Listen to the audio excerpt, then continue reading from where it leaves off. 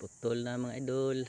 Pinutol-putol tanga ka mga idol. Ito yung isa mga idol, yung dadalhin ta ngayong umaga mga idol. Ito na naman yung serbisyo natin mga idol. Kahoy na naman para tayo makabinta. Pangbinta ito mga idol. Sibak-sibakin. Tapos taliin. Ito mga idol.